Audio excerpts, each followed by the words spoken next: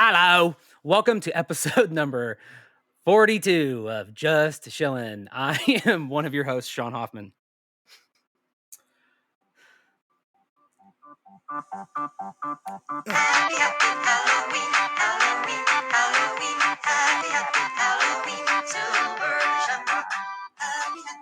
And I'm your other host, Andy Bell. Happy Halloween, mate. Happy Halloween, buddy. How are you? Where are I'm you? good. What are you doing? I'm in Halloween Town. No, I'm in the middle of Indiana. On our Nice. final leg of the journey. The final leg will be home, but the final stop before home. Tomorrow is the Taylor Swift concert for Madison and I. Yay. Today is Halloween. Tonight is trick or treating, which we'll get to. Not a lot has happened, but I'm good. I'm good. The weather has been kind of all over the place, as is. I think at times I forget when I've not been to Midwest in a while, where it's like one day it could be like freezing, the next it can be like 80, and then it's next day's thunderstorms, and it's just been wreaking havoc on my sinuses. So it's been a grand old time. I did not miss that aspect. But it's been good. It's been good. This tonight, I'll say the Halloween stuff for a minute. Yesterday, as some of our friends may know, because I was bombarding people with photos, I did make it up to my hometown. One, because there's a very, very special ice cream place there that I have to go to, and two, actually, these are probably the only two things that are in that town. There's a place called Kokomo Toys that I went to, which is like a vintage toy store. I mean, it's kind of a toy store a little bit, like, but they don't sell, and it's kind of expanding beyond vintage toys. It's like vintage toys and kind of collector's item stuff. So I like to make a trip up there every once in a while. I'm pretty sure the guy who owns it went to school with my older brother, like at our high school, but I don't know. I don't know much about it. But no, I know they have like a big eBay presence and stuff, and it was pretty neat. I like to go up there. They've got, I mean, I'm sure you could testify to it because I sent you a bunch of pictures. Just an obscene amount of vintage toys. Yeah. It looks Just amazing. piles of stuff. Like whether it's like the original Kenner figures with the backer card like available, to that 10-foot tall or however tall that was, like giant Naboo fighter that you were asking about, like display piece, um, to like 1.5 billion Funko Pops. They had like my mom, like, so my mom went with me. They had like her Barbie that she played with when she was a kid, and also Wow. like apparently she had like this troll, like not trolls like my generation troll where they had the jewel in their tummy, but like the original trolls, like a tree house. They had all that. They had like movie props, uh, tons of stuff, tons of stuff. I could spend a lot of money in there. It looked great. And it looked well, there are two things I thought, well, three things I thought of. First of all, the guy who the people that run it clearly give a shit about what they're doing, because all of it looked in really, really good condition. Even the loose stuff Mhm. looked pretty good, which I think is one of the things that, going around some of these toy fairs, you notice is that people that care about Mhm. what they sell you and people that don't, and it Yeah. literally is just a trade, and they treat their stock like crap. And Well, it it's looked like, pretty good. It looked really, really good. I think a lot of those things, like I always tell Madison that kind of have this, like, it's an antique shop. I have like an antique shop theory that I Yeah. always talk about, where it's like antique stores are only as good as like when they first open, or if they have a really good owner, because you get stuff in and then the good stuff gets purchased and then the sucky stuff stays. And then eventually you just have a store full of sucky stuff that nobody wants. Mm. Like, and so I think, to your point, I know, like, I know a little bit about their process. Like, I know they have like a whole back room where they have a bunch of people working, where they bring everything in and they kind of like not strip it all down, but they have like everything out, and all the people back there like know everything. And so like about the toys, and they'll like reorganize stuff to put things like together as like sets. So like, oh, Yeah. they'll get like a vintage Adam from Masters of the Universe, and then they'll go and get like an original, like the fuzzy vest, like the thing he wore. And so like they know how to like kit things together to like make it So complete they're again. It's like, curating. They're yeah, curating their collection rather than they just don't just throwing it out buy there. they don't just buy things for the sake of buying it. Like it was really funny. Yeah. We were in there and there was a guy who came in like almost on cue because my mom was like, "What are all these things?" I'm like, "Those are Funko Pops." Those are, she's like, "What are they?" I'm like, "That is a very, very interesting question that could be answered in a lot of ways, depending on who Yeah. you ask." Uh, and there's a guy who came in, he's like, "Hey," talking to them. He's like, "Hey, I got a bunch of Funko Pops I'm trying to sell. Do you got like, is that cool?" And the guy's like, "Yeah, bring him in, put him over there and we can take a look. Like, bring him in, we'll take a look at him." He's like, "Yeah, can Mm. you, I'm just parked outside. Can you help me bring him in?" He's like, "No, no, I cannot help you. I do not have a hand." Like he didn't mean it in a shitty way. I think No, I know what you mean. he's like, "Well, can you hold the door?" He's like, I cannot help you because I'm sure he is dealing with people bringing in Funko. Like they are very particular about what they buy, and they're not buying Yeah. like pieces and maybe we'll sell them for scrap. It's a very curated collection, Yeah. almost to the point where Good. like they had the whole USS Flag GI Joe aircraft carrier set I out saw that. I saw with that. stuff on top of it. Like it was kind of like a Yeah. collection like display. I'm like, yeah, that's how much they care when you have stuff like that. And the stuff on top of it is curated as well. It's pretty neat. Um, I was about to yeah. say number two observation I made was that the pricing seemed okay. It Mhm. seemed really, really reasonable. It didn't seem to be particularly outrageous, but I do have to ask you, how much was the flag? The flag, I believe. So it had the box. I mean, the box was Yeah. not great.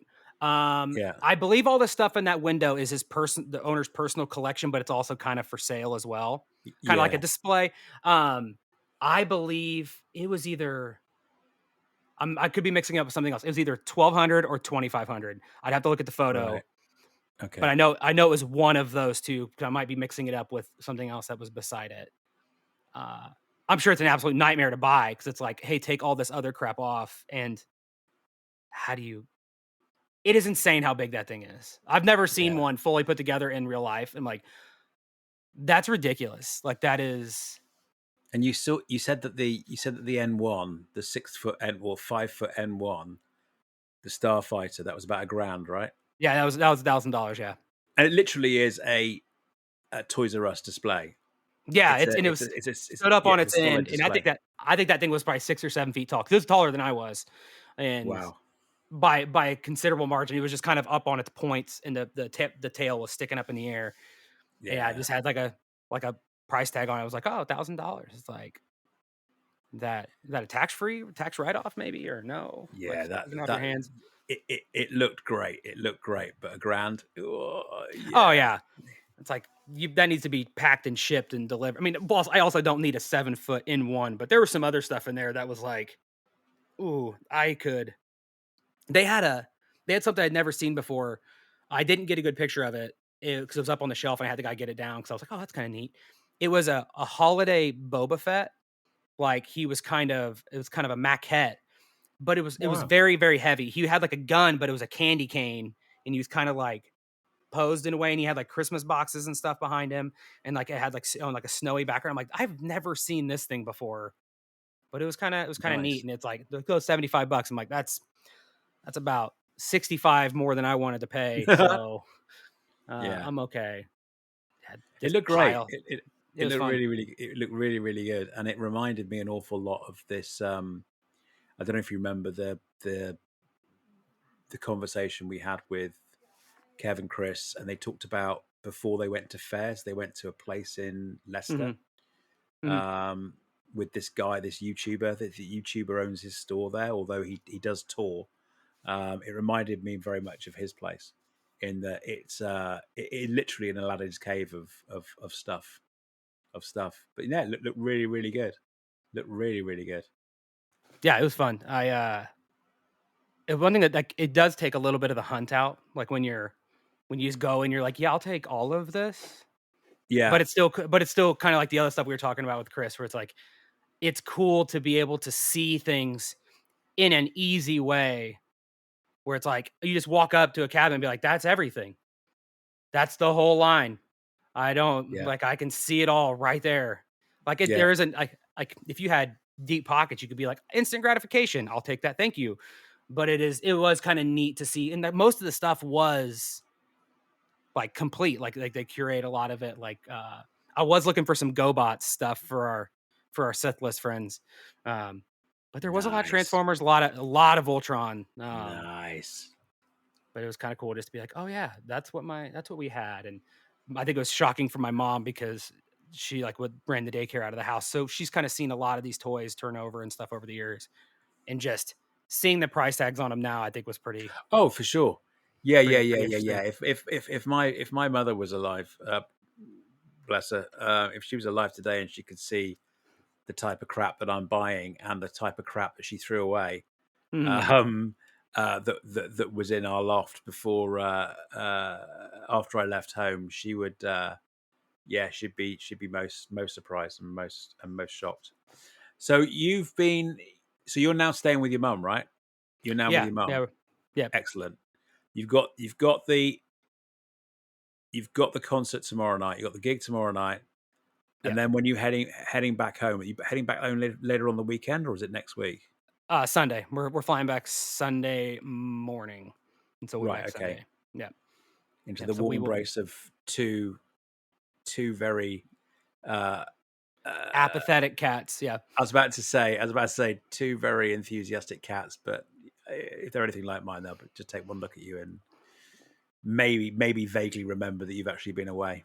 yeah. Like Bluebell, Bluebell is not the smart one, and she'll be like, "Oh, cool, you guys are neat," but she's been getting like our neighbor's been watching them, and she's big Yeah. on like coming loving on the cats, and so Bluebell's been getting lots of pets. So I'm sure she could care less when we come home.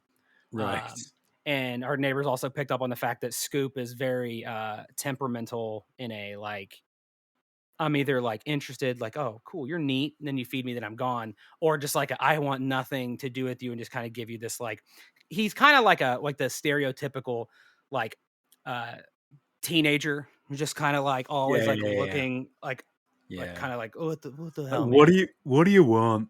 So I'm sure Yeah. he could care less if we come back either, but it's gonna start getting really cold, so they're gonna want us to come back and really kind of adjust the temperature because I guarantee you our neighbor's not turning on the heating blanket for them. So they're gonna want that pretty soon. But yeah. You have your uses. Excellent. Yes. So Yep, yep, yep. so it's been a week. Mhm. What else have you been up to since we last spoke? Not much besides just preparing for this concert tomorrow, which I've slowly realized over the course of however long we've had these tickets, which has been almost a year now, um, that I think I've made a huge mistake. Like, I mean that jokingly, but it's like, oh, I thought, all right, oh, because I got him for Madison. I'm like, hey, like you can take whoever you want. She's like, no, I want you to go. I'm like, okay, cool. Like it's a once in a lifetime thing. Like it's supposed to be crazy, and like this could be one of those things where I'm like, oh yeah, I went to that concert when you look back 40 years from now or whatever. And it's like, but the closer it gets, the more I kind of realize how naive I was, where I'm like, oh, it's gonna be it's a normal concert. Like we go around concert time. We go in, go to our seats, we watch said concert, and then we go home. When that is so apparently so grossly wrong, that's like, oh no, they. So I've been completely oblivious to this whole thing. I'm not like a Swifty or anything like that. Like I see the videos, I'm like, oh, that's neat. Like that's a big concert. Um, But as I'm getting closer to this, the more I'm kind of like realizing and kind of learning about it. It's like, oh, like so apparently 80% of the tickets are like at so we are the last US stop at this location before it goes to Wow. Canada and then it's just done. 80% of the tickets are apparently from out of state purchasers. So there's about to be a Right. massive insane influx, kind of like a Super Bowl or something like Yeah, that. yeah. They've renamed all of the streets downtown because it's downtown Indianapolis, our capital. Um, Everywhere, so we have, I think Marriott is the corporate sponsor. So all of the Marriott hotels have like like top of the building to bottom of the building graphics of just Taylor Swift, like 30-story decals just Jeez. stuck on the side of the building. Every restaurant, everything is just got specials and all these events, after parties. It's nuts. And not just that, but they opened the convention center our Indianapolis Convention Center, they opened halls like Celebration, like how you know how you go in Celebration queuing Yeah, yeah. halls. They've opened up multiple of those. Like they opened it yesterday for merch, just Oh for these God, concerts. I thought you were about to say so that people could start queuing.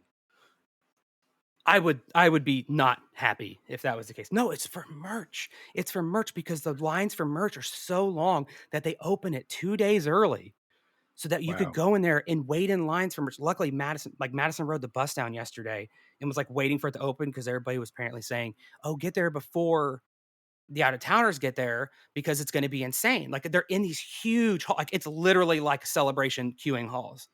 And you just look Wow. down at the end, and the one whole wall is just T-shirts and whatever else they were selling. And she got right through, but apparently, like the line just they have security checks, they have police, they have everything to just even get into these events. And it's like, oh my god, what have I done? What am I doing? Like they're already talking about how crazy it's getting down there. It's like the amount of people that are like descending upon the city. I'm like, I So she think, has literally taken over the city. oh yeah, and it's the first Wow. concert is tomorrow night. So in about 28 hours will be the show, and it's already like the city is already just Yeah. getting ridiculous. And so I think we have a brunch scheduled for Saturday morning. I think Madison's wanting to go to an after party after the show at one of the hotels. I think we've got. I don't know, dude. I thought I was going to a concert. I think I've got like 2 days planned worth Listen, of you're doing a events. service. You're doing a Oh yeah. service. She wants to go. You're you're scoring brownie points every minute Oh, of the and I trip. act like I don't mean to come across like I'm gonna be miserable, like I'd rather be sitting inside watching the NFL game or something. It's like, no, it's gonna be nutty, but I think it's like from my side, things like I think it's funny how naive I was, where I'm like, okay, yeah, I'll go to that Yeah, yeah, concert yeah. with you. And it's like that'd be like saying, oh, Star Wars Celebration. That's like going to a panel. And it's like, Mm. nah, no, it's No, buckle dude. up, put your walking shoes on. Like we're Yeah, yeah, yeah. we're going for. Oh, so we do have this plan. I don't know if I should talk about this on air. Like she keeps telling all my family that we're gonna end up on like the local she's gonna end up on like the local conservative TV station because we were talking about the concert. She's like, "Oh my god, like I'm sure the restrooms are gonna be terrible." I'm like, "Yeah, this will be the first concert I'd ever gone to where I can just like stroll into the men's restroom and be like, la di da, take my pick, and then leave because there's gonna be the ratio is gonna be drastically in my Yeah, favor." And she's like, "Oh, I can't believe I can't. I'm not gonna want to wait in that line." I'm like, just just go in the men's. Who cares? Like yeah. no one's gonna stop. What are they gonna do? Stop you? What are they gonna do? Nope. Find you? And she's like, "Oh yeah," and then I'm gonna go in there and then I'm gonna wave all the other girls on. I'm like, "Well, okay, hey, wait a minute." Like, and so she's like, "Yeah, Don't I'm gonna end up on don't the news is like don't make Madison it from worse. Don't make Madison it from worse. California goes to Indiana and invites all of the Taylor Swift girls into If the you men's need bathroom." to if you need to pee, I'll help you go pee. But if you need to pee and turn it into a revolution, I'm Yeah, out of here. I'm about to say, I think I'm willing to sit there at the door and go, "Yeah, it's open. You guys go ahead." Yeah, Like yeah, I'll look, I'll peek, but if we're like knocking over tables and barricading stuff, I'm like, I think that's maybe where I draw the line. yeah. So if there's flags, no, I don't want to. I don't want to be involved in that. No, But no, not other at than all. that, dude, other than that, that's all I got going on. That's not Besides quite Halloween. true. No, no, no, no, no. It's not quite true. What did you do at the weekend after we spoke? The day after we spoke, you did another pod. Oh, we recorded a podcast. Oh, yeah, I mean, we recorded a podcast with our good buddy Ed and our I don't want to say new good buddy, but like our buddy Dave Schrett. Like he's never been on the pod, but we had him on Just Crafting, where he got to talk about. We got to quiz him on all things Halloween related, since he's like a pro at Yeah, creating Halloween decor for the yard. And like I think my biggest takeaway was I was shocked because I think for the longest time, like I've never had like individual conversations with Dave, like to the point of like, oh, hey, tell me about your Halloween stuff. So I always assumed he was like semi pro or like had been doing this for a lot longer. yeah. And then it's like, oh no, I've only been doing this for like 3 years. And it's like, are you kidding me? Like, dude, this is so good. Like, But he's when? dedicated, isn't he? I mean, Oh the yeah, attention to detail he goes into, and I have to say, guys, I love what I'm in awe of what you guys do anyway. But I thought this week in particular, and no, before you say it, it wasn't because Chris wasn't there.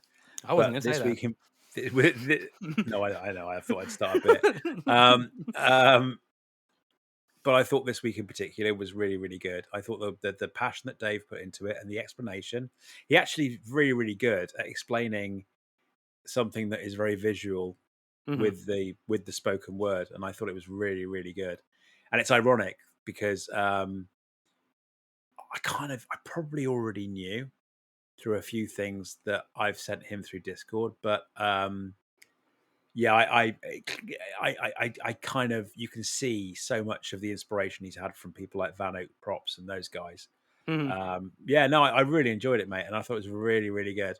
And the whole storytelling behind how he got, how he went from year one to year three to Yeah. what the future's going to look like was really, really interesting stuff. You just Yeah, need I'm glad photographs now and post them up. I did. I posted them on Instagram, but he sent me Nice. a he sent me a whole plethora, and we posted them on there. I guess I could share them with you as well. That'd probably be a good idea. Uh, it was kind of cool too because it like coincided perfectly with like getting to help him with like kind of getting my own hand and helping with some of Oh, those projects. the laser cutting stuff you Yeah, were doing. Yeah, yeah, yeah, yeah. like it That's was just cool. like perfect timing. It's like, oh hey, doing this and cutting that out and sending it to him, and it's like, oh, perfect timing. Let's and then we could talk about that on the pod. And it just turned out like I was asking him questions about it because I'm like, oh man, like I knew what that started as, and I see what you've done to it. It's like Yeah, teach me your ways. I that is, and especially the turn. I think the craziest thing is the turnaround of how quick he can do. Like I'm very much an analysis paralysis kind of person. I'm like, what should I do? How do I? yeah, Let's watch some YouTube and learn some things, and then just don't do it for a while. He's like, he just does it, and it's like, dang, yeah. dude, that's awesome. Congratulations. But yeah, thanks to those guys, that was a lot of fun. It was good. It was really, really good. And I'm not just saying that because you're my mate, but it was thoroughly entertainment. And you've had some good comments on Discord as well from it. So Yeah, I'm yeah, also don't just I'm take my also word for it. I'm also shocked at the little bit of feedback that came from like a brief conversation about talking about my mom's crafts too. I'm just like Yeah, people like Emily and some others kind of talking to me about the bunnies. Apparently, that was like a seems like it was a pretty Midwest thing for a very big brief window of time, and got to go down that rabbit hole of like little time capsule there. That was pretty wild. Yeah, excellent. had a good And time. what about? And so tell me about the plan for tonight. So tonight, my youngest niece and nephew are obviously trick or treating or something. I don't know. I assume that's what they're doing. Um, but I also think they're hosting a bunch of kids. So I may be walking into like a recess, like a playground. Um, Madison and I and the whole family we're going over there and getting to get some chili. We're going to take some chili over, and Nice. we've been working on our costumes, and it as per the usual, where we kind of like get the 80% of the costume, and then the day of we're like, it's not enough. It's not enough. We need more. It needs to be better. I've been running around before this, kind of going to different craft stores and things like that to kind of enhance these costumes a little bit more, to really take it up a notch. And we're actually going as two Bluey characters. Um, we Excellent. so there are two characters in the show that are um, it's Uncle Rad and Aunt Frisky. They are the childless aunt and uncle of Bluey and Bingo, and they're kind of like younger, like on vacations and video calling in or whatever. And so like we're dressing up as them. So like we have like a shirt that's got like their patterns on it. It's got a tail, um, and like we got like pants, and Madison's like wearing like the socks and the hair thing like her. So then it's like, oh, we need like, well, okay, we got to get some like black face paint for like the nose, like put like a nose on, like a dog nose, and then like I got a hat that I'm kind of dying to make it look like his hairstyle, and Madison's I got some cat ears that we like painted to make it look like little cat ears or Nice. dog ears. And so we're I've going. got. That's what we're. I'm not a Bluey follower. I mean, I respect it from what I've heard, but I'm looking at it now. That's a good look, mate. If you can pull that one off. I mean, Uh, I don't think I'm going to look nearly as cool, but as that cartoon dog. But we're going to try our best. Like we're trying our best to just not just be.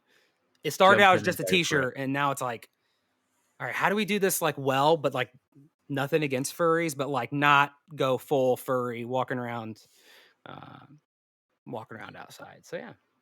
Ah, you'll do it. You'll do fine. You'll do fine. Good fun, man. Good fun. Yeah, How I'm about you? kind of jealous. Well, I'm kind of jealous because it's going to be an early night for us tonight. I'll go into that in a second. Yeah. So, what have I been doing since we last spoke? Since we last spoke, there have been a few things going on.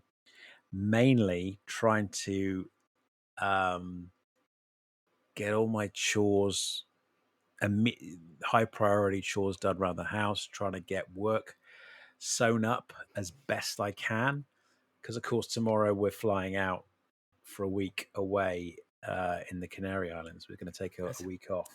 that sounds horrible. Um, yeah, we just got a cheap flight to get some winter sun, and we don't have to go. And I know I'm repeating myself as I said before, but with the kids no longer living at home, we're not beholden to term times or anything like that. So we can Hmm. go when the kids are still at school and it's relatively quiet and low key, and it's just basically a week of sitting by the pool and eating great food and drinking great cocktails, and it doesn't get any more technical than that. So we've got that coming up. So really, it has been all hands to the pump to try and get as much as I possibly can done in the aftermath of last week's launch at work. So and I'm pretty much there. I've got away with it, certainly for at least a week. So that's Are been you that. a On top are of you a that, are you a panic downloader too before you want to go somewhere like I am, where it's like you go away for a week and you're like, I need 6 months worth of downloads of books and movies and oh, podcasts absolutely, dude. just in Absolutely. I case. see. Absolutely. There is a not a, there is a reason why I bought this gigantus phone, and it isn't just for business productivity. In fact, business productivity, my ass. It's for watching which it's for watching films in with a decent sized screen, at a decent ratio, and a decent resolution. So yeah, now I have downloaded everything. Everything that I've promised to you is on my list. Am I going to get through it? Probably not, because I do want to fall asleep at some point in the sun and get burnt. But Nice. yeah, everything that's in my future watching list, my ever increasing future watching list, is on this phone. So yeah, I'm hoping to get through a few things. So what else? So getting ready for going away is one thing. We are recording a little bit earlier than we normally do because we've got to leave at 2 in the morning. Our airline, we got the flights 6 8 months ago, something like that, and they were really convenient. Mid morning flights. Oh, that's going to be nice. We'll arrive early afternoon. Actually, just a little bit longer than that 'cause it's North Africa, so it's mid afternoon. Um, nice, and we can settle in.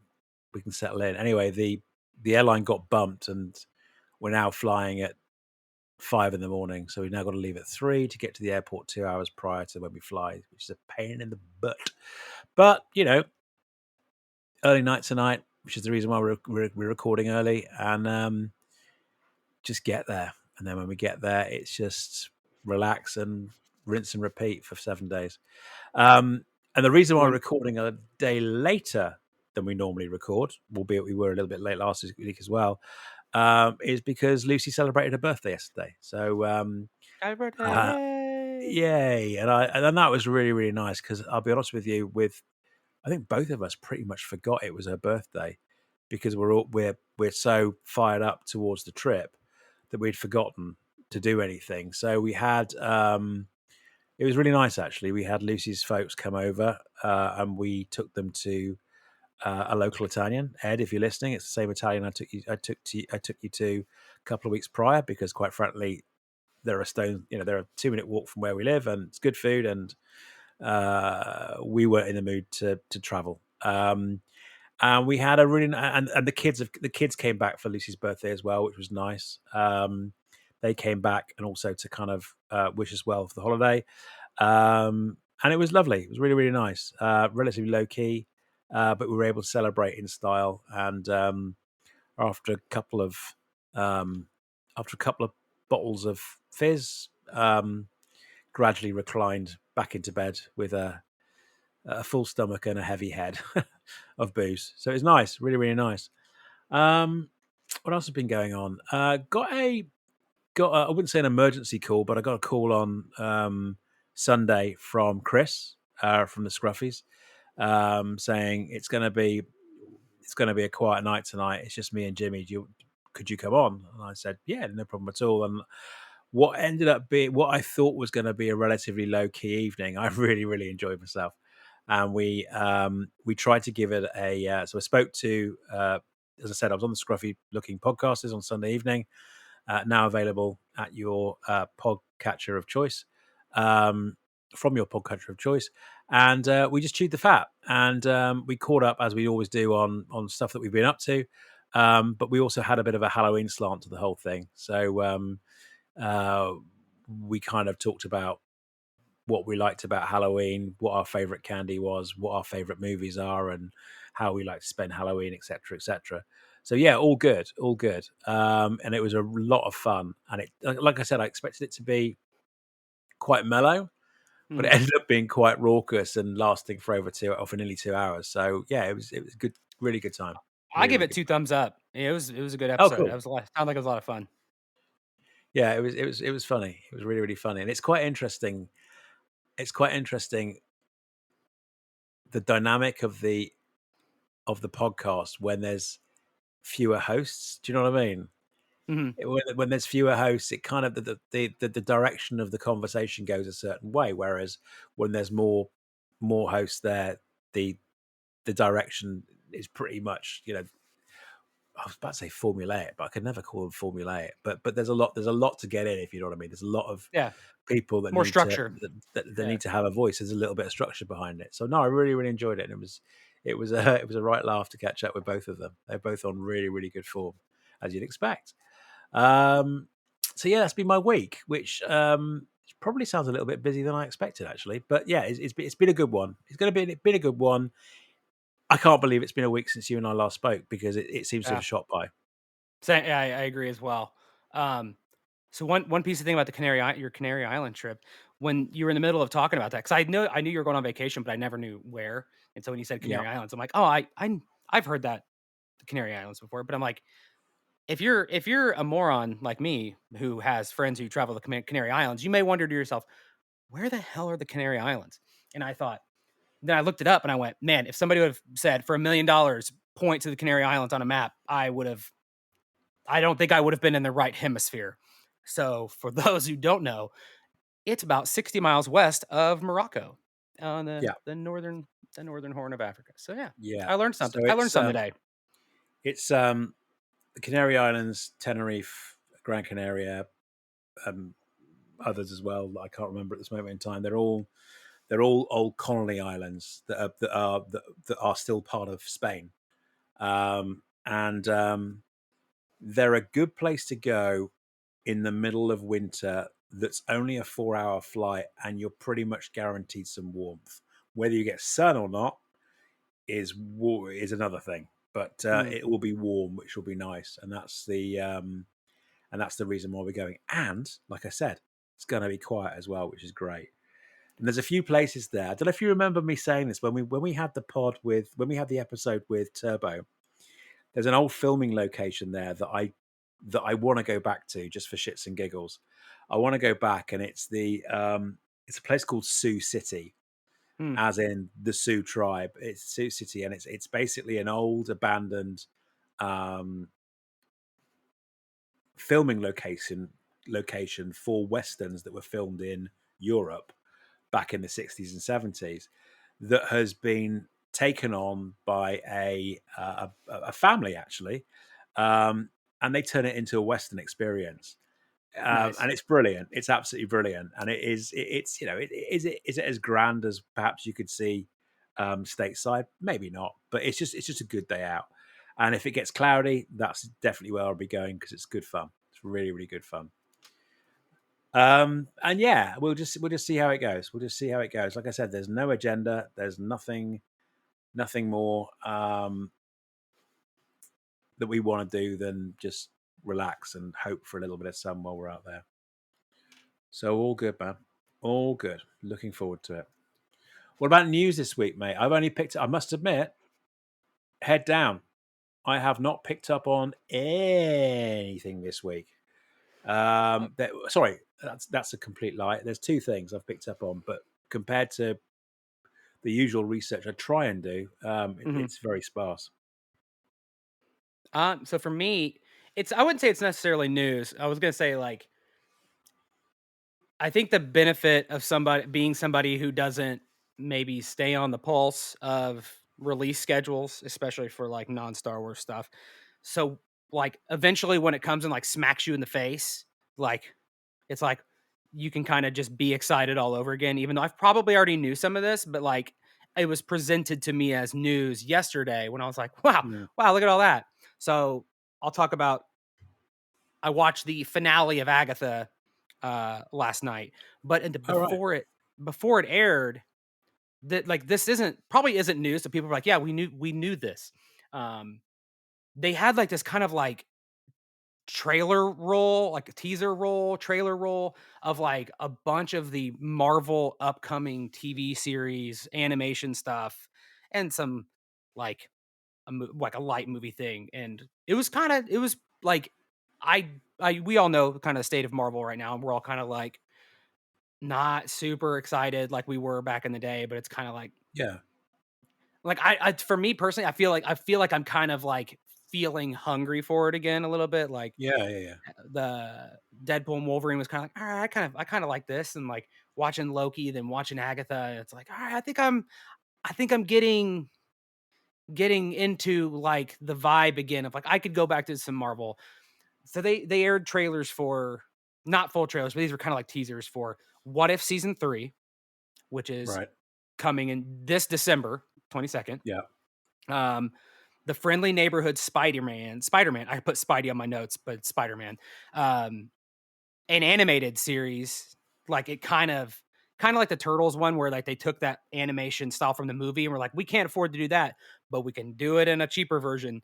Yeah. Yeah. Yeah. It looks like the same kind of thing from like the Spider-Man movies, the animated ones. That's coming in Spider January. Verse. Yeah, Okay. that's coming in January as a TV Wow. series. Daredevil is coming in March as the Disney Plus series. Looking forward to that. Ironheart is coming as a Disney Plus series in June. Then this is like where I just kind of like I'm like where I kind of threw my hands up like what is all this? Yeah. It's not news. I'm just an idiot. Eyes of Wakanda animated series coming in August. Didn't know about that. Didn't know about that. Yeah. Marvel Zombies. I feel like I knew about this animated series. Uh, Is that the spin-off of the first season of What If? I think so. Yeah, it looked like they kept showing like Captain America with his like jaw hanging like Wicked. ah. Brilliant. Good, because that needs its own thing. I'm in. I'm in. I'm in. Yeah, that's coming in October of next year. And then a show that's been in production for like 4 years, but the pandemic and the writer strike and all that stuff. Wonder Man, never even heard of it. Come in December Wow. next year as a TV series or a show or a movie. I don't know. I just was like, what is it? What the hell is this? And they just kind of bam, bam, bam, bam, bam, bam, bam. It's like, Yeah, do you know what? I know that to your point, Marvel may be looking to get back to its former glory, which is going to be tough, but I think they'll do it. I've got really good feels about. We talked about Fantastic Four. mm, Got really good feels about Doctor. What's it called? Doomsday. Is it mm, Doomsday? Avengers Doomsday with Doctor Doctor Doom. Doom. Yeah, Doctor Doom. that stuff. Um, Despite the Robert Downey casting throwing me right out of kilter, but I've got a good feeling that they know what they're doing. That Yeah, they've got a plan to get back to where they are. This kind of stuff in the meantime, though, is so important, and I yeah. think it's really, really good. And it kind of goes to show, really, I guess, just how lost I feel Star Wars is at the moment. Is in at the Well, moment. I feel like they're writing. This is me being typical. I'm just chilling all day for it. It's like Mm. I kind of, I, re- I, so let me stop for a second. collect my thoughts, reverse. Here we go. You sent that article that I thought was really good, and I was going to mention later, but I'm mentioning it now about the writer of The Watchmen talking Alan about Moore. fandom. Yeah, yeah, Alan Moore talking about fandom. I thought that article was fantastic.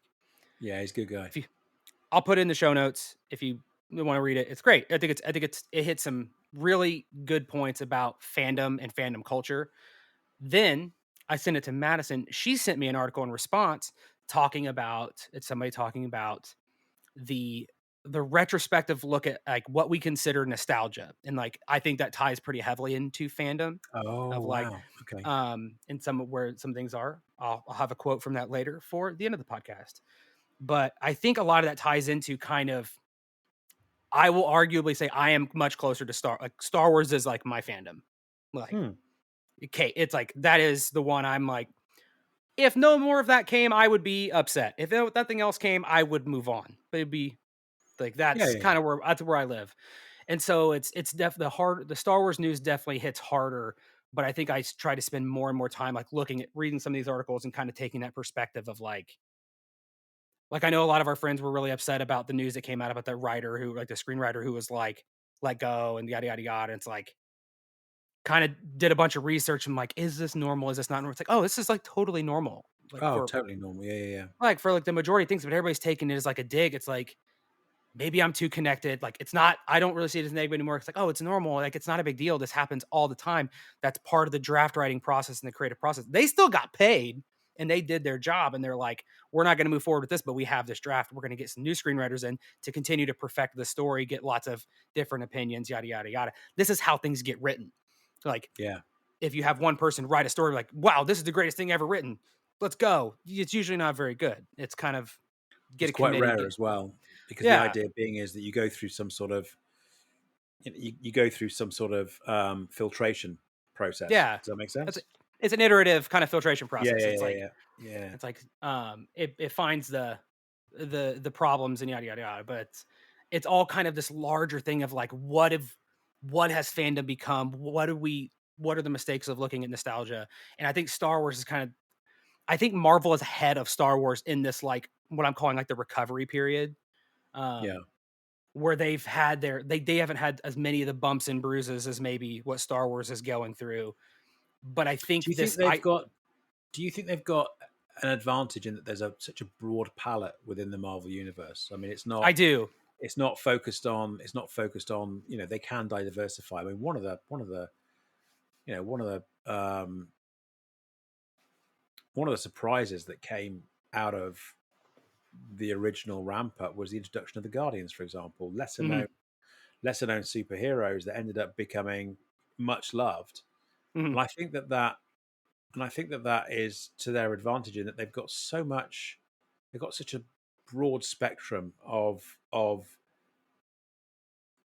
sorry, let me start again. They've got such a massive sandbox to mess about with that if they screw it around, if they screw it up, they can move on to another corner. Whereas with Star Wars, there is this fear. Canon, the Skywalker Well, not. saga, the I was going. Do you know what? What you said. Secondly, yeah, that's exactly it. We've backed ourselves in a corner in that we are beholden to this Skywalker lineage and this Skywalker mhm, story, and we have stories going on that are adjacent to it, but mhm. ultimately it's still within that. And the first attempt that they made to try and break outside of that, it didn't go so well. But yeah, I mean, I'd like to think that there is enough of there's enough of ambition left within Lucasfilm to be able to increase the size of the sandbox and then start playing around in it again. Well, I think I agree with you 100%, and I think where I'm kinda trying to, like, look at what Marvel's doing and be like because and as much as we wanna, like, think they're 2 different entities, like, it's all kind of being controlled and done through Sure. similar lenses. It's like, oh, you can see Marvel taking the chance. Like, they're still doing stuff I hate where they're like, "Here's the movies that are coming for the next 45 years." But I think what they're also doing well is that they're giving it room to breathe. Mm. They're not trying to remake the feeling and nostalgia of No. the first whatever you want to call Marvel, like the excitement of the first ramp up of Marvel. They're like, we have to give it time. Let's continue to feed these stories, feed like keep it in the zeitgeist, keep it going, and prepare and work on this stuff in the future. They're obviously working on it, but it's like we can't have that lightning in a bottle again every 2 years. And I'm hoping, like we talked about this a million times, I'm hoping that's what Star Wars is doing as well, where it's like, okay, yeah, we're gonna knock some stuff off the docket Yeah. that maybe wasn't fully baked, but we are giving it time, giving it room to breathe, and the stuff we are gonna release is gonna Yeah. be fantastic. And they're also not afraid to take some chances and Mhm, and for it not to be. I mean, if you think about the tones, the tones of all of the films that led up to that led up to Endgame, for example, mhm, they're all pretty. I mean, you've got a lot that are a lot more light-hearted and comedic, like Ragnarok. You've got some that are a little bit more serious, like Dark World. But they are traditional superhero stories. Then they introduce something like, I mean, one of the things I'm most excited about is this whole Jetsons esque type of future yeah, past that we're going to see in Fantastic Four, for example. I love that. If it works, fantastic. If it doesn't work, no problem. At least you've stood by your convictions and try to do something a little bit different. You know, Agatha all along, the fact that they're trying to and WandaVision, the fact that they're trying to do something a little bit different that will appeal to a different demographic. Um, but hopefully it can appeal to everyone because it's still within that broad and diverse universe. As I said, I love that they're not in any way dissuaded mhm, by a few hiccups along the way. I love that. I love that yeah, about that. and I'm hoping it makes me hopeful, like, as much as I want a big Star Wars release right now, it's like, I hate to say it, like, but it's like, I kinda wanna not get what I want for a little bit, and so then I know I will be more Yeah, excited yeah. when it does come and it's better. Like, I am very excited for this Ray movie. I want it. Like, I don't think it's gonna go. I feel like it's too big now. Like it's been too. I think they've got a holding pattern in the Grogu movie, in the Mando and Grogu. That's kind of like this is business as usual. We know what we're Yeah. doing here. You know, we pretty much know what we're doing here. I think the Ray movie coming in, if that doesn't go ahead, I don't know what to think about the future, to be honest with you, if that doesn't go ahead, because that's big enough for it to be if it's mismanaged from a PR point of view and the behind Yeah. the scenes information coming out, if it's mismanaged, it could be unfortunately the death knell for the franchise, certainly for a while. Well, I think Um, that's the thing. It's like I think I'm not saying this as like an angry laser-eyed YouTuber, like saying like no, go Disney's gonna lose all their money. I think it's more like I think there has been a conversation where they're like, hey, I know that sometimes we just kind of get it across the finish line, but I think there's going to be a lot of pressure put on this one to say like we can't not let this one has to go through and it has to be done well. yeah, A Not for a sake of money or anything like that. They're like this. Maybe some retrospectives have happened of like, hey, here's the mistakes it made and some things that were out of our control, things that were in our control. This needs to be the jumping point for the next phase yeah, like yeah, of yeah, these yeah. things, and they're gonna put the money into it to make it happen. And honestly, like the changing of the screenwriter is kind of actually, I hate to say it, but it's almost a good thing because it's like, okay, it's still moving. That means they're going to get a new screenwriter. They're going to keep Yeah, no, drafting it, absolutely. No, no, no. keep moving it along. Invest in the plan. You know, Yeah, invest in the plan, then think about execution. yeah. No, I So love. Yeah, I'm with you. You know, we've seen what happens when there's no plan. So yeah, invest in the plan. Spend some decent money on it. Um, and make my friend listen, an MMO. Damn it, that's what we need. and make me an MMO, please. Anything else in news, buddy? Um, that's all I got from news. Yeah. Well, funny you should say about Spider Man. don't. I've forgotten the publication because I'm not a very good podcaster. But some behind the scenes images of Nicolas Cage in Spider-Man Noir. Nice. And again, that's one of those parallel, obscure things that I'm actually looking forward to. I'm really, really looking forward to that. Yeah. Um, Spider-Man Noir was something that I didn't even know existed until the Into the Spider-Verse. I had no idea it was even a parallel. You know, some of them I knew: Spider Pig, Spider Gwen. I had no idea that Noir existed. So it was a pleasant surprise when I saw it come through, especially the cheesy, you know, Marlowe kind of overacting that was going Mhm. on. Um, Philip Marlowe kind of acting that was going on the screen. It was great. And so to have a live action with Nicolas Cage in it, really looking forward to that. And then secondly, they released the Severance season 2 trailer for Apple TV. I haven't watched it yet. I Uh, need to. I need no, no, no. to. Yeah, there's no rush. There's no rush, man. It's not going anywhere, and it's not coming out. I don't think until December anyway. Mm, But it looks really good. It looks really, really good. It kind of picks up where it left off, albeit um, it's somewhat chaotic. Um, nice. some new faces. I won't go into any more detail, but the fact that we've got a trailer for season 2 is awesome.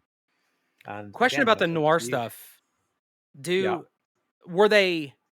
I saw a picture for like a second, and then I was like, neat, and then I carried on my merry way. Are yeah. they production behind the scenes kind of production ones, but they're black and white, Behind the or is it scenes.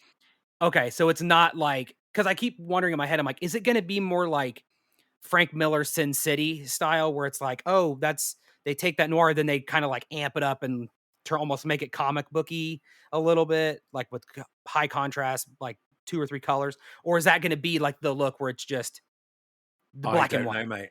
I don't 'Cause know, I'm and in I've got a feeling the black and white photographs were actually done after fact, as a mood, you know, as a mood cleanser, if you like, or as a palette cleanser for what or might be their coming. costumes are just not meant to be seen in color at all. Yeah, Like they're yeah, just yeah. completely bananas. I don't know. I don't know. So I'll be honest with you. I don't know, mate. But good God, that's a good idea. I They hope it. I hope oversaturate the it's. whole. I hope it's like in the middle. Like I hope it's like not full. Like Yeah, like just reel it back just a smidge. Like 75%. 75% sweet yeah, for yeah, my Spider-Man Noir boba, please. And that would be yeah. Because fantastic. it worked most of the time in it worked most of the time in the first film. But what was the sequel called? Is it A Dame to Kill For? Sim City 2. Is it Dame to Kill Yeah, that For? one. That one was weird. It just That didn't work as well for me. And I'm not just talking about the story. I'm also talking about the um, the the visual special effects. effects, the visual effects. Yeah, The art production didn't perhaps land as well as the first film did. But I love it anyway. and But also, so the other question was, do you know anything about the story? You don't have to say like, yes, here's what happens, oh, but like, I don't know. you, I have no idea. me either. I didn't know it existed before Into the Spider Verse. And I'll be honest with you, life gets in the way, and I've never even looked it up since. So when I saw these photographs, literally Monday, Tuesday this week, I thought, oh, that's cool. I really should look into it at some point, but I didn't. Of course, I just I'm hoping that got it's something else. like a cheesy Gotham by Gaslight. Like I hope it kind of has those same like Yeah, we just lean 1,000,000% into whatever cheesy narrative we're going with. It's like, oh, it's like in the Spider-Man movie where it's like, oh, it's the Vulture, but it's like, oh, it's like Da Vinci blah, blah, blah, things. It's like I hope it's whatever the equivalent of noir would be, like a well, I'm guessing stereotypical it's going to mobster or be something. exactly. I could be completely wrong, but I've got thoughts of Nicolas Cage in a gruff voice doing like a narration all the way through the film. You know, um, I'd seen his kind before. I didn't trust that guy. So I went out and spun some webs and I don't know, whatever it is. Like I'm not a king of like Spider-Man Proper villains, but I Philip hope Marlowe. yeah, I hope it's Hammerhead. Like so you get like that real Yeah. big flathead like, "Hey, I'm the Hammerhead." And it's like just I don't know, whatever that time just lean into not the stereotypes. That's like the wrong word, but you get what I'm saying. Like the time, I know like what the you mean. stereotypical noir Super, film. the super exaggerate, a bit like the Dick Tracy villains, Yes, exactly. where they're over exaggerated. I know exactly what you mean. Hey, listen, I'm all for it. Again, a little bit of variety within the same Yes, universe. But yeah, it's yeah, I'm up for anything like that. Really, really good. love it. More so these days than perhaps the norm. So that's what I picked up in the news. What about your consumption this week, buddy? Have you had a chance? Have you had time? I have. I've had some time. Yeah, I've had some time. I caught 3 episodes of Agatha last night, including the series finale. See, I assume it's a series finale. I don't know. Season series finale. Not that's not a Nice. spoiler. Just it is what it is. Um the I enjoyed that show. I did. I really enjoyed it. It's different. Like what you've been talking about. It's so different. Like it ended not where it started. I'm trying to keep it like it's not. Is it revolutionary? No. Did I thoroughly enjoy the entire show and was it very entertaining? Absolutely. Did it lean into the witchiness of it, the whole thing, and give me the was it fun around the Halloween time? 100%. Was Excellent. the was the acting the best at all times? No. Did that make it better? Yes. Excellent. But were there times where the acting was phenomenal? Yes. There were parts of it where it was good about the like I'm a campy camp story and then step back and be real, like Yeah, yeah. real as a Marvel movie can, and the acting would change and it's like, oh, I love it. I love the variety and just the unpredictability of it. And then just in typical Marvel fashion, just a little bit of like bananas thrown at you and be like, "You thought you knew, you don't. Congratulations, yeehaw! Here we go, wrapping it up." Nice. So yeah, it's. I will say, watching WandaVision still helps a lot. It's not required. Like, it's not 100% required viewing. Like, you could just get the gist of like 2 or 3 things that happened, just so you know what happens, like where things are at. Excuse me, where things are at when it starts. But like, I don't know. I think WandaVision's still good to watch ahead of time. But if people are like, don't got time, um, just like look up a summary of WandaVision before you watch Agatha.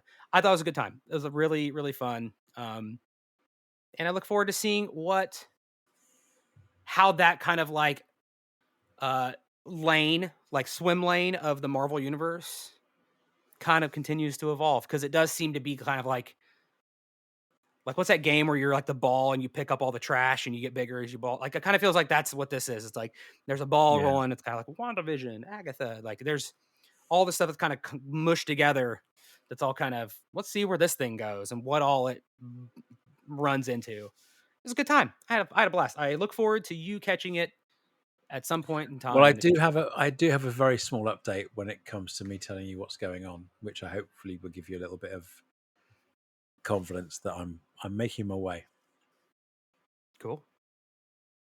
That was the Oh, you're update. You're done. making your way. No, no. Okay, I can continue going. I Okay. only have 2 other things. I watched. I kind of like fast watched Venom 3. Uh, Oh, wow. yeah. What the fuck? What? Like it's not bad, but what those movies? I love the confidence that those movies have. Like Mm. I wish I as an individual had the confidence of the team that puts together a Venom movie. Like not the first one. The first one I think was like genuinely good. Like Mm. it knew what it was. But then the second and third one are just like not in a bad way, just a like here it is. Like serving up some food. It's like I made this. It's like you made that. It's like I did. You should eat it. Like said in that same tone. And then you're like, okay, he's confident. Like here we go. Watch it. It's a Venom movie. It's Venom 3. Um Okay. it And it wraps up the trilogy, right? It is a trilogy.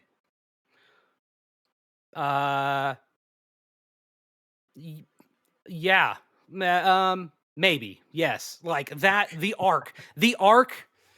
arc is air quotes done. Um, I think it is in a place where it could be like taken and done differently in different ways, whether different universes, different people, different this. Like Well, that's the reason why I was asking. Did you see Spider-Man 3: No Way Home I did, and with it's Garfield and well, there was a these movies there was a are very connected to that. The right, ending, okay. those Because the wasn't there a little drop or a little spooge of venom that was left in the I Tom don't like the Holland term universe? a spooge of venom, but yes, the that cutscene is deeply connected to like just all Venom 3 and Ah, its okay, cutscenes. okay, And then there's like cutscenes at the end of the movie that are like Sony, what are we doing? Like, come what? yeah, So yes, it wraps up, like it buttons up, it wraps the trilogy up in a nice little box and says, here, but there may be more gifts coming yeah. in the future Which may or from may not cross over to the MCU.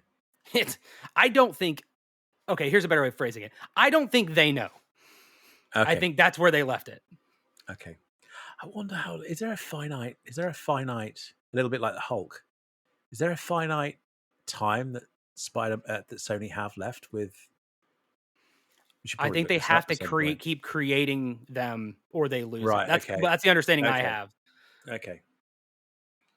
Yeah. Okay. Well, I'll check it out. I will check it out when it's readily available. Take take your time. Okay.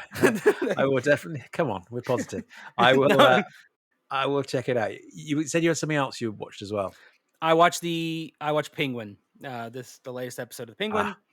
Ah, Still a fantastic show. It is. We're getting close to wrapping up the season. It's the like things are tense. It's a tense show. Um, it's like we had when you watch a show, it's like, oh, you have the beginning, and then you have like the really deeply personal episodes where yeah, it's like, this is fantastic television, and then it kind of goes into like, now we're gonna put it into action, and you have your climax, and then it like wraps up. I feel like we're in that like putting it into action stuff. It's like, man, I really would like. It's not a bad show. That's not what I'm saying, but it's like I really yeah, miss those like deeply connected episodes. Those were like the steak and the potatoes and the glass of wine. Like just all of it's perfect. Like, more of that, please. Um, but no, now we're in that like now we have the backstory and now things are nuts or about ramping. to we're ramping. So it's like, Yeah, while I long for the deeper story, again, that's not how things work. And so now yeah, we've got to like ramp it up. But still, still a fantastic show. The the actors in this show are top tier. Like the acting is yeah. I've heard. phenomenal. Like they're gonna win some awards for this. They have to. And it's not just Colin Farrell. Like it's easy to look back and go like Colin Farrell wore the makeup all the time and whatever. It's like, dude, it's the acting is still fantastic. The acting from everybody else is like, usually when like somebody has a stutter, like an actor has a stutter in a film, you're like, they're fake. They learned how to stutter and they're faking it. As somebody who knows people with stutters, like there's an actor in this movie show who has a stutter. I'm like, I don't know. This might be real. Yeah, Like they might have hired an actor who has a real stutter. And like, I wonder what that was like to work with. Like that's how good certain things yeah. are when they're filming. Oh, it's really good. That's what I watched. Yeah. Nice, nice, nice. So, I have been a little bit busy this week while we're trying to organize ourselves and get out the door. Um, I also have played Zero Outlaws since the last time I saw you. So when I said to you last week, I think I've come to the end of the road. Hmm. I'm not that bothered about mopping everything up. I'm Mm, not that much of a completionist. I think I was telling myself that as well as telling you that. And mm. I am. looking forward to November when the DLC lands, because it certainly hasn't come out of my Xbox yet, so it's still in the tray. Nice. So, uh, but what it's done, of course, is I'm not spending 4 hours a night on that game anymore. So it has given me an opportunity to get back into catching up on a few things. Shrinking season 2 still a big part of our weekly viewing. Great, absolutely Still, fantastic. I'm looking forward to catching Uh, up on that. Lucy and I binged One Division. Oh, look at us So go! I wanted to be ready for taking. I've got both the Penguin and I've got Agatha all along on my Gigantus. That sounds wrong. My You're, phone, you're Galactus. my Galactus, and yeah. So I wanted to be prepared. So I thought at the very least I can try One Division, which is actually a shorter season than I actually thought it was. It was actually and very very good, very good actually. Again, totally different take, totally different Yeah. take. It's like more of that, please, more of that, please. Sprinkle that in between your normal um, uh, cookie cutter superhero movies, and you've got a really really good blend. Anyway, so yeah, watch that. Um, Shrinking season 2. Everything else is pretty much on hold, apart from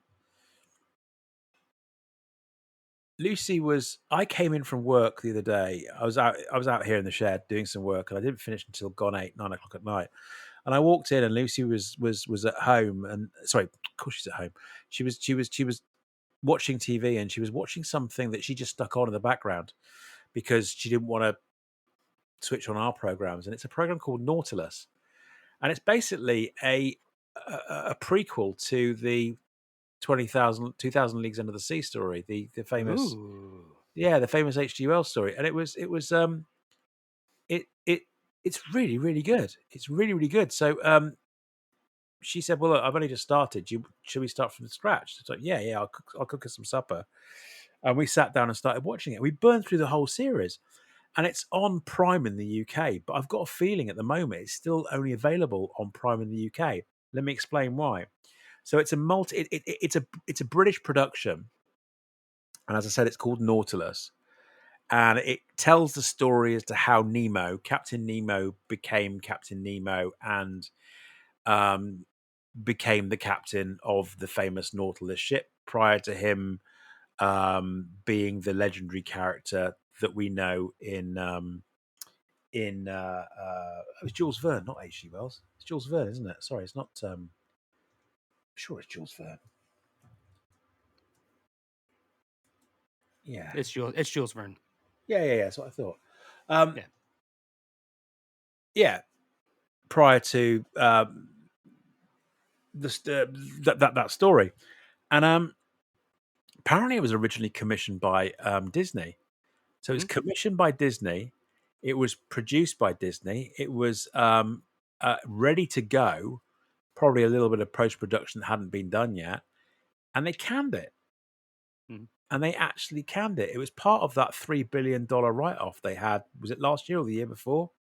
Where Yeah. they just got rid of 2023. Yeah. stuff. Yeah. Yeah. Yeah. And so Amazon jumped in and said, "I'll take that, thanks. I'll take it."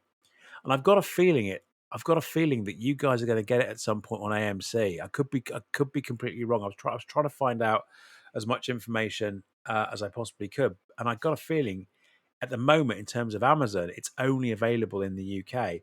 But if you do get it in your country, I do recommend it. The first three, the first three episodes are a little bit stage show and predictable, Mhm. little bit predictable, and a little bit. I wasn't sure, but as the season, sorry, and I hope it is a season, and they have more.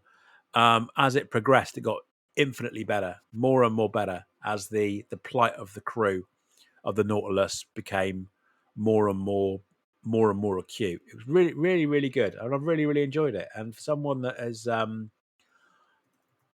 enjoys the occasional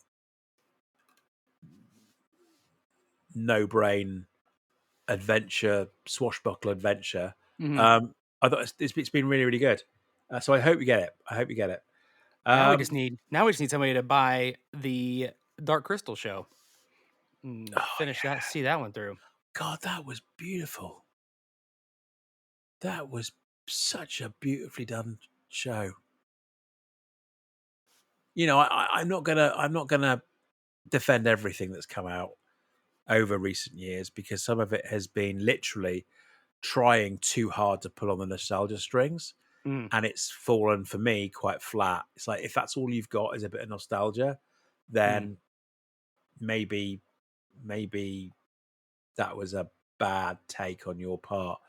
But the Dark Crystal one, I really, really enjoyed it. Really, really enjoyed it. And it actually, I could argue, is actually better than the film. And I love the Dark Crystal. I Oh love it, yeah, but the whole lore around the whole around it was just built on by that prequel, and I loved it, absolutely loved it. I'm guessing it was very, very expensive to produce, which it would be. Um, come on, yeah, Amazon, buy it. Pump that money into it like you're doing with do it. They did it. Rings of Power. They did it with the Expanse. They did it with the Expanse. I think that was originally on Sci-fi, wasn't Netflix. it? Yeah, so you're right. Yeah, it was sci-fi, and they killed it after 2 seasons or 3 seasons. And You could tell when the budget flipped, and it's like, whoa, Amazon things look a lot better. Amazon parachuted it. I don't know. Those first 2 seasons, I loved to bits. There Oh was no, I love the whole show, but it's just there you was can tell when it goes woohoo. yeah, yeah, yeah. I mean, that first one though, when I can't remember what it's called, the blue blight or whatever it is that is the material, you know, the Yeah, yeah. genetically engineered material, um, and the guy that played the detective on Mars that was investigating the deaths or the disappearance. I love that storyline, but yes, as it progressed and everything, it got even bigger and better. And because they wanted to see the novels through. They actually had every intention to see the books through, and I thought that was really, really sterling effort on Amazon's part. So yeah, more of that, please. Oh, what were the other series that I used to really like as well? Um, Carbon. Oh goodness me, I'll come back to it. I'll come back to it. There's another one. Um, it doesn't matter. Doesn't matter. Anyway, there are these occasional little gems that Amazon have come in and saved. Yeah, and that's been it for this week, mate. In terms of watching and listening and consuming in general. Um, I can't hang around too long because I said we've got a flight in literally a few hours, so I'm going to try and get some kip in. But there are a couple of questions because we are in the season. We are at the witching hour. We are in the season, and I'm not able to enjoy Halloween this evening because I need to be tucked up and with my cocoa, No catching some pumpkin in the Z's. window for you. The pumpkin No is pumpkin in the not there. window. Pumpkin in the window for me tonight.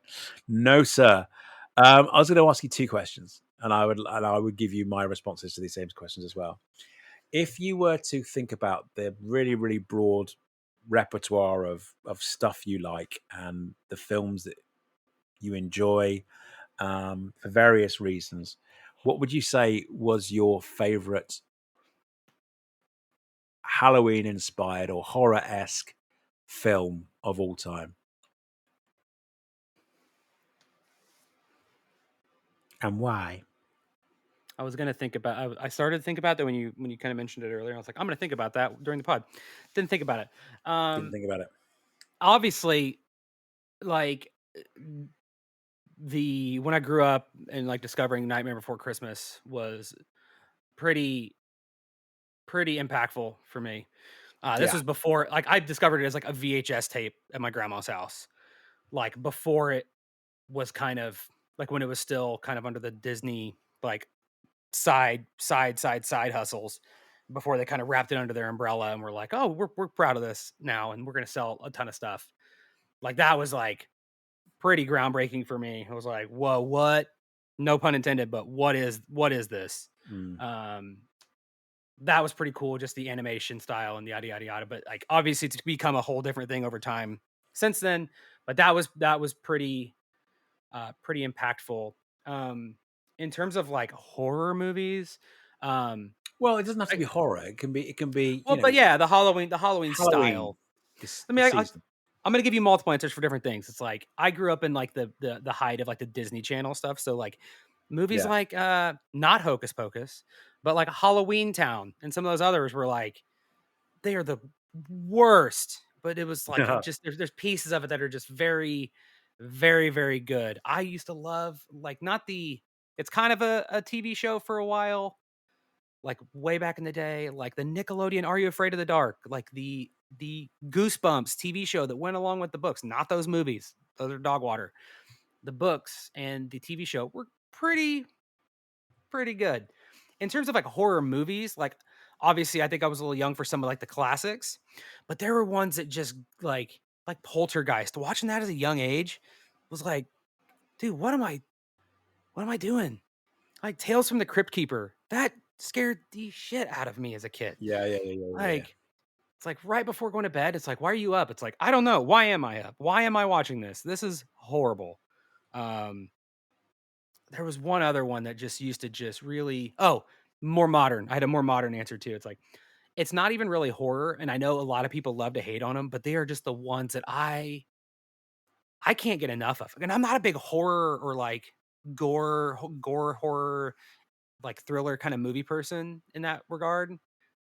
But there is something about the Paranormal Activity movies that I am just like, Oh no. dude, I hate to love them. And I'm like, I'm just watching them like, yes, flip everything in the house upside down and just throw, like, yes, drag the person out of the bed. Like, I Yeah, want to know how, I think a little bit's the movie magic side of it too. I'm like, how'd they do that? How'd they yeah. lift everything up and then drop it? Like, they're so bad. But it's like, No, I no, no, no, just, no. I, I'm not saying no. I'm saying no. I can't watch that shit. I can't. I do not have. It's really strange. I have a strong constitution. We talked about this at the weekend with the boys. I have a strong constitution when it comes down to aliens ripping the shit out of human beings and leaving body parts sprawling all over um, the room. But when it comes down to the spiritual and the kind of the spooky stuff you hope isn't real the when you're home smoky alone by stuff, yourself and the yeah, lights are out. yeah. I can't do that. I can't do that. It's just I shouldn't do it. it's no, no, no, no, no, no. Yeah, no, but good, man. That's good. That's really What good. about I'll what about you? well, you just reminded me of something actually. Reminded me of Nightmare Before Christmas, which we should debate at some point. Is it a Christmas or a Halloween movie? For That was me, my movie. it's gonna be it's a Christmas movie. Well, that What was gonna about be my you? question. Is like, have you seen Nightmare Before Christmas? Is it a Halloween movie or Christmas movie? And why is it a Christmas movie? That's kind of my multi-staged question because So it's a yes, I've Christmas seen movie. it. It's definitely a Christmas movie. Definitely a Christmas movie. It's I feel as if I love this time of year because it's cold, it's Mhm. bright. There's not touch wood. Typically, this is a not so rainy time in the UK. So it's cold, it's bright. The leaves are falling. It's golden brown everywhere. You know, the russets and the browns and the golds of the oak trees and everything. It really is a beautiful time of year. It's quieter. Not a lot of tourists around this time of year. And it's the start, in my mind, of the holiday season. So here, all the way through November, all the way up to Christmas, it's kind of like these 2 months of just feeling generally good, just Mhm. feeling generally good about life and everything. And then it's we get up to January and everything goes to rat shit all over again. But the I love this time of year, and so if I answered your question truthfully, um, I would say Nightmare Before Christmas is something that you can enjoy both in October and in December. But it's just it's a Christmas movie. It's a Christmas movie. Hun- It's the Nightmare Before Christmas. 100%. Um, I agree a million that percent. And that's like saying if you don't agree that it's a Christmas movie, that's like saying that A Christmas Carol, which features four ghosts, including Marley, um, includes four ghosts, is relative is quite scary. Is a Christmas? It should be a Halloween movie. The setting alone is before is around the Christmas period, you and would be the story. Sorry, and the the outcome of the film, the tale it tells, or the message it leaves. It's a feel good Christmas movie. exactly. The number of arguments that I've gotten into in my lifetime about this is insane. And I could feel my blood pressure getting up. Even though you're agreeing with me, I'm like, there's people out there who believe that this is a Halloween movie. And Wow. I want to verbally argue with them because it's a Christmas movie. The message is about the meaning of Christmas, Yeah. but it's through the lens of people who only know Halloween. That's what makes it unique, and that's where their struggle comes from. They only know Halloween, so they only know one thing. But the message, the entire plot of the movie is understanding the meaning of Christmas. Period. Yep. Like Yep. that is it. It's a Christmas Yep. movie. Like Yep. if anybody disagrees with that, one, I'll skip one. I'm not even gonna say one. Two, send me an email. Let's talk about it. I'd love to chat. I won't Excellent. I won't call you names. I promise. Excellent. Um, it's a Christmas movie. But anyways, what It's was your second Christmas. question? I can't remember now. Oh, I what can't would I remember. want something to be a horror thing Oh, in? no, no, no, no. Like, Let's do that in a second. You just reminded me about something actually, and I forgot to talk about the boys. About one of my guilty pleasures. I I'll tell you my favorite horror story of all time and reasons why in a second. One of my guilty pleasures that I forgot about on Sunday, and you just reminded me when you were talking about Nightmare Before Christmas. Sleepy Hollow. Have you seen ooh, Sleepy Hollow, the 1999 yeah, production? Johnny Depp, Christina Ricci, Miranda Richardson, Michael Gambon.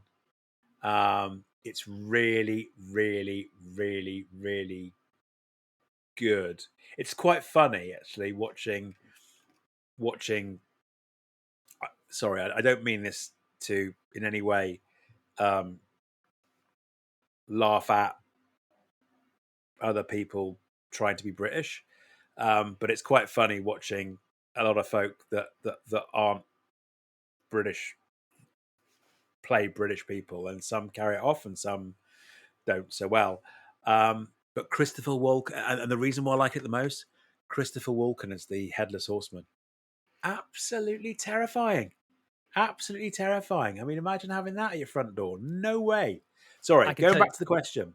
I Sorry. could tell you that that movie is not a good one to take a date to when you are in like what, 8th grade? That's all I remember from it. I remember I went with somebody and then about halfway through the movie we were like, maybe this was a bad choice. We enjoyed Mm, it though, if I remember. I mean, I enjoy it. I don't really know whatever, but it's like this was not the best decision that we have yeah, made.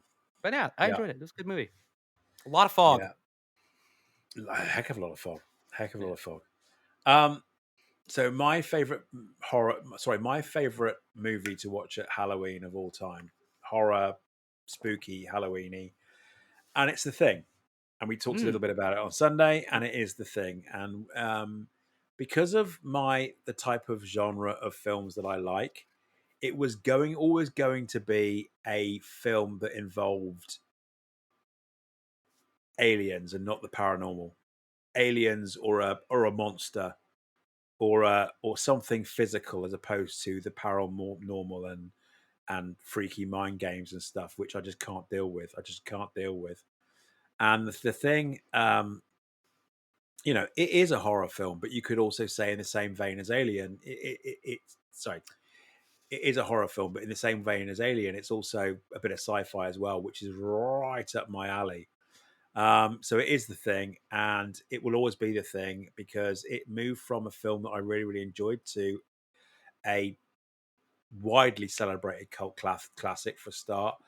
and the cast alone is absolutely amazing. I love the cast. And it's just great. It's just absolutely great. And we talked a little bit about it on Sunday, so I'm not going to spend too much time lamenting the same stuff we talked about on Sunday. But the the special effects, It's a body horror masterpiece. do Like, they hold up? Probably not. But I tell you what, they look a lot more impactful than a lot of recent films mhm. that are used that probably have better photorealism. Yeah, yeah. And at the time, at the place, at my state of mind at the time, it scared the living daylights out of me. The cast: Wilford Brimley, Kurt Russell, Keith David, Richard Mauser. I mean, Charles Hallahan, Donald Moffat. It was amazing, No, absolutely amazing. nothing will be more disgusting than like that time frame of like 80s movies, like the special effects that they use there. It's like I don't know what it is about like the weird practical effects they used during that time, Yeah. but there's just stuff. It's like what that body horror stuff is like. Oh my god! Like you guys like they made that. It's not even just a special effect on computer. It's like no, somebody like they're like look No. what we made. And they're like that's no thanks. And, and it was it's always been I always watch it every year. So I'm trying to think of what Lucy would watch. Lucy will choose something that she enjoys at a particular time of year. I'm just not sure what. I'm probably gonna incorrectly guess her Halloween favorite, so I won't bother. I won't even bother trying. But The for me, Meg. it's always yeah. It will be yeah. Funny enough, October lands in the 2 month window when I watch it. So let's watch it again. Yeah, let's do that, darling. But yeah. No, yeah, it's always the thing, and it wasn't until a couple of weekends ago. And if you listen to the episode that we had with the Just Shilling, that's us, with the Scruffies, um, I didn't realize, I had no idea that Carpenter did an awful lot of his own music, and I'm ashamed of that. I really, really am ashamed that I didn't realize that I knew he did music. Don't get me wrong. I knew he did music. I got the soundtrack to Escape from New York. I knew that he did it, but I didn't realize just pretty much how much of a one man band he was. And Chris was playing an awful lot of his stuff on vinyl while we were up there. A lot of it never ever got produced, but you can tell it's him. You can tell it's John Carpenter's music because it's got that kind of tech, that kind of 80s tech beat to the whole thing that Hmm. just is like a it's like a breathing and living organism where it just grows and grows and grows to Hmm. crescendo. It's great, some great stuff. Anyway, yeah. So the reason why I watched it only last week was A, it's my favorite horror film. It's the time of year, and B, the guys opened my eyes to perhaps some of the creative genius that was John Carpenter beyond what I already knew about the guy. So that's Nice. that. So the second question I've got for you before we wrap up is: I know you to be a man of many tastes, of many likes across the world of pop culture and media, be that TV, animation, comic book, computer games, sorry, video games, computer games. All right, granddad. Video games, movies, etc., etc. If you were to choose something, and I know you and I came together on Star Wars, so it could even be Star Wars. Um, if you were to choose something that currently doesn't sit in the horror genre Hmm. that you really, really enjoy and would want to introduce it into the horror genre or the Halloween genre at the very least, Hmm. what would it be? What would your idea be? I mean, there's obviously low hanging fruit. Like with a huge, big, bold red asterisk next to it of like if done well, and very niche things. Like the Star Wars Death Troopers book I really enjoyed, and I think something along those lines where it's kind of like an Alien, kind of like a Death Troopers, like, but it's like it just happens to be in you wouldn't even know it's in the same universe, just maybe some of the tech. It's like if they did like a Star Wars horror, even if it was a short film, I think that'd be cool. Like, and it has nothing to do with anything. It doesn't even have to be in the same time frame, but just kind of that same tech, like, I don't know. If they could do something cool there, I think that'd be neat. Lots of bumpers and control lanes there. I think that's the easy one to say. I think another one. Oh, go ahead. Just to say, I totally agree. I enjoyed those two books. Two Mhm, very different books, actually. The first being with Han, the second one being set in the prequel era. mhm. But yeah, no, I thoroughly enjoyed those books, and I like, you know what I'm like about crossovers, like Alien versus Predator and stuff like that. I think something like that would work really, really well. Um, if it's a one and done, then fine. But that kind of variety in the Star Wars universe would be great. Put it this way: they, when Star Wars Galaxies was still a thing, and you could still subscribe and you could still immerse yourself in this MMO, they had a planet, an entire planet dedicated to the novelization of Death Troopers. Mhm. So you basically land on a planet, and it's shrouded in fog, and basically you're at you. I think it's an Imperial base, and you basically they introduced zombies into Star Wars, and it was fucking amazing. Loved it, absolutely loved Nice. it. Um, it was a very very small dungeon, but it was a dungeon nonetheless that introduced something just a bit different. Sorry, I didn't mean No, to no, go off no. on I a think tangent, that's but awesome. I'm agreeing wholeheartedly with you with that low hanging fruit. I think if I had to push myself a little bit further, I'd say just based on some of the tidbits of things that I think that we've seen over time from the different movies and films or TV shows and whatever. But I think there could be a really good horror adaptation in the Middle Earth Lord of the Rings kind of universe. Just that the way they do the old, like I like that old kings, cursed individuals, those who weren't allowed to pass on, giant monsters that lurk in the shadows. Just I think there's something really and like that true definition and manifestation of evil. Like I think in a fantasy world, I think that's really cool. And I think you could do Nice. something very, very, very kind of scary. Like I think it kind of ties into that Star Wars bit a little bit too, because I think they did a little bit where it's like when they first did that Project Luminous thing, and they're like, what is it? What would scare the Jedi? And like I just kind of think of like what is like true fear, like an uncontrollable, unstoppable, like evil and stuff like that. Like, ooh, how can you really bring that in where you feel powerless and just lost? Like, I think Lord of the Rings touched on that at different times. Like, I loved in Return of the King when he goes and they're all the ghouls in the cave. I don't know what the hell they're called, but all the green ghosts.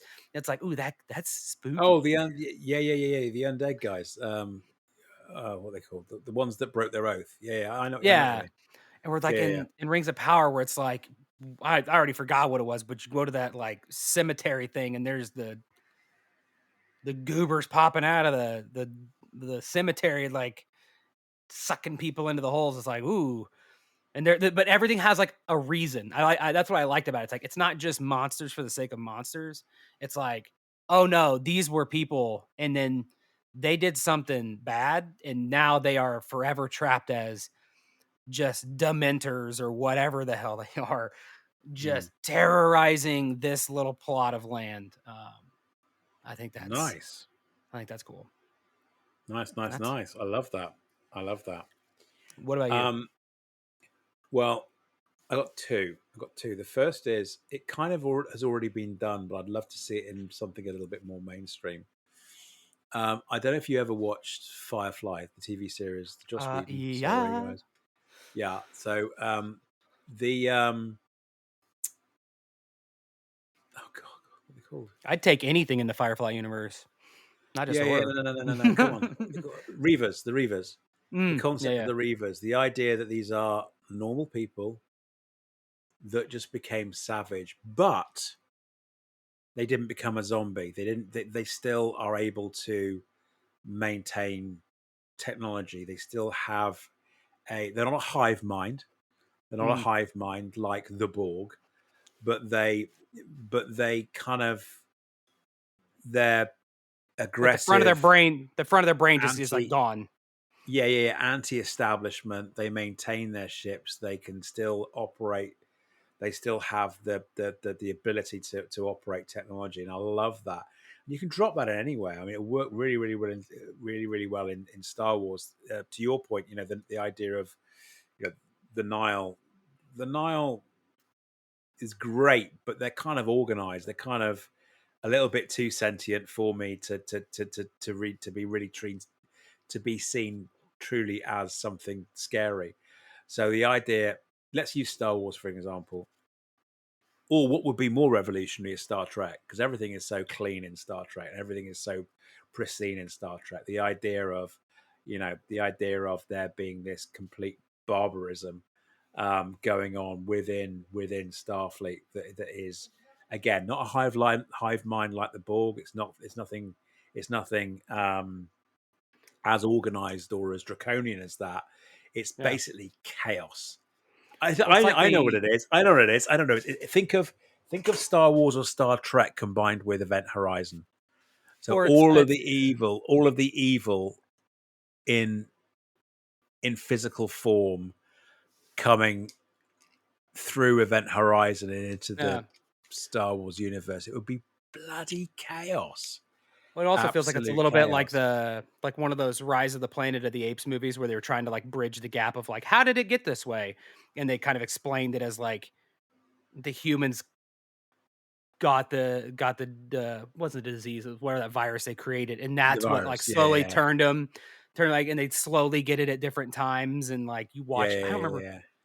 you watch the one guy just like slowly like lose it, and it's like, oh yeah, that's it's not Yeah. zombies have been done to death, but like that This is it. This slowly is this is, just this is what I'm trying to decay. say is that, Yeah, but the idea is it's still so zombies are cool. yeah. There are certain zombies, Walking Dead, that I'm tired of. Yeah. Um, I'm enjoying other zombies, aka Last of Us. Um, that kind of take on it because it's very very different. Um, but something like that, but with intelligence to it, with some Yeah. because I think that the idea of just a droning threat. Mhm. It's only a threat if it's in numbers. It's quite easily dispatched if there's not an awful lot of them. Whereas this idea of something like Reavers being put into a more mainstream franchise, I find Like quite exciting. not becoming a monster, but taking away somebody's humanity, and you don't know what they're capable of because they still maintain the capability of technology and yada yada yada. Like Yeah, now what have we unlocked? Like what true horrors are out yeah, yeah, there yeah, when you yeah, remove that yeah. like compassion and empathy and And it's stuff? it, and it's indiscriminate. It's indiscriminate as well. It doesn't care about light side. Doesn't care about dark side. If indeed you apply it to Star Wars rather than Star Trek. Point being is that it's completely indiscriminate. It Mhm. doesn't care about power. It doesn't compare about. It doesn't care about territory. It just cares about just wreaking absolute havoc across the galaxy, the universe, whatever it is. And the second idea I had, or the second thought I had, was going back in time. Was going back in time, and I would love to. I would love to see. Um, and this is probably down to the subject matter that I bought recently. The Gotham by Gaslight that I bought recently. I would love to see something like that on the screen. On the screen, not as a cartoon, because I think it's been actually. I think DC have actually released it as a cartoon. Yeah. But I would love to see a different take on the the the serial killer story, um, fiction or non-fiction, that's turned into something a little bit more fantastical as well. So I would love to see that kind of different take on franchises that I like, be it Marvel, be it Yeah. DC, be it something else, where you more of that Mhm. um, in a in a in a more dramatic or a horrific environment, I think would be great. Which is what I'm actually hoping for, a little bit of Spider-Man noir, but I can't help thinking probably not. It's probably still going to be a PG-13, but it would be good if it was a little bit bloody. Bring back like universal monsters and like mix them like how they do in the comics, but like make it scary, like actually like modern day Yeah, scary, and like mix yeah. it with something. That's a recipe. I like it. What happened to that? Because wasn't that going to be? I think the Mummy Wasn't was the one that really just kind of shit the bed okay? Fred. I thought the Okay, movie was entertaining. Like, right. not like, let's watch it again, but it was like, I watched it, I'm like, I don't understand why everybody hated this so much. But maybe I was because I watched it on an airplane, and I'm like, felt kind of trapped and I had to like watch it and see it through. Yeah. But I thought it was at least intriguing. Um, Mm. No, I'd I'd love love to to see see a a second different. Brokeback. Yeah, exactly. And I'd love to see a team up as well. Love to see a team up, like a proper team up. I'm not talking about League of Gentlemen type of team up. I'm talking about proper kind of team up across the Universal monsters. That Like would the be Van awesome. like a Van Helsing kind of thing where it's like it mixes things a little bit, but more of a team up where it's like it bridges the universes. It's not the Mummy and Frankenstein's monster holding hands, beating people up by the dozens. It's more of a. I do like what they did with that Marvel one. A couple, like, was it 2 years ago where they came out that Halloween, whatever that I can't remember what it's called, like Vampire by Night or whatever, Werewolf by Night or whatever it was. Yes. Yeah, that More of was really that. good. What's like Yeah, yeah, Michael yeah. Giacchino Really, really directed it or good. something? They released a Really, really color good. version that I never watched. I want to watch the color version of it, but Yeah, really, really good. I really, really enjoyed that. That was great, actually. But there is something again, Sleepy Hollow again, Jack the Ripper again. There's something about that kind of Edwardian oblique Victorian era mhm. in in you know London surrounded in smog. Um, there is something about that era that is, by definition, quite scary. And then you introduce the Mhm. fantastical into it as well. I just love more of that, please. Done well with perhaps some of the stuff that you wouldn't expect. Um, anyway, we shall see. We shall see. Dude, I've got to go to bed. Got to get on. Good, get ready for vacation. Got to get ready to get up. Got a very early alarm clock on my phone at the moment. So, buddy, thank you so much. I hope you and Madison have an amazing time tonight. I'm really quite jealous that you're going out and making the most of it. Have a great time. Please give her my love. Thank you for recording with me. Folks, thank you for listening as usual. We will speak to you in a week and a bit. So we've got a little bit of we'll still be honoring our promise to record once a week. But we're going to be a little bit of a delay to allow me to get back in front of in front of a laptop again, and also fingers crossed, the stars, the moons, and the universe will align, and we should have a very special guest on um, our next episode, whereby we'd like to think we can start talking about the road to celebration. So, Yay! little bit of a teaser there. But thank you again for your time. Thank you for your friendship. And thank you for supporting this pod. Sean, buddy, over to you. First of all, Andy, thanks for joining me. Have a safe flight. Enjoy your vacation. Will do. And Look forward to hearing all your fun stories about all the content you watched and all the sunburns you got on the beach. And for closing today, I don't have advice except for I'm gonna put the links to those articles, the one Andy sent and the one Madison sent in the show notes. 'Cause I do think they're really, really nice. I don't This doesn't capture the essence of the entire article, but there is kind of a closing note that I thought was really interesting.